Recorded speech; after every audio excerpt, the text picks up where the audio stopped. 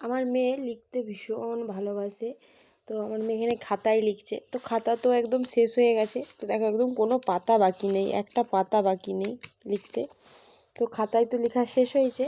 তো খাতায় তো আর নেই পাতা, যেহেতু তো কোথায় লিখবে, কোথাও তো লিখতে হবে। তো দেখো এখানে এই যে পায়ের অবস্থাটা দেখো ওর। দেখি মা পাটা বাড়াও, দেখো এই যে দেখো এত সুন্দর আমার মেয়ে লিখেছে। আবার লিখতে নেই মা আর, তারপরে হাতে লিখেছে দেখো। দেখি হাতটা দেখাও, এই দিকটা দেখাও, এই দিকটা দেখো।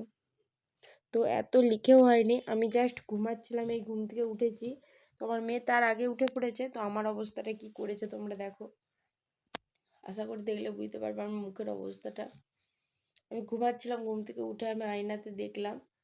তো আমার মেয়ে আর কোথাও না লিখতে পেরে আমার মুখটাই লিখেছে। মামা আমার মুখটাই কে লিখেছে? আমি লিখেছি। কেন লিখেছো মা আমার মুখটায়? হ্যাঁ, এত জায়গা থাকতে তুমি আমার মুখটা খুঁজে পেলে লিখতে? হ্যাঁ।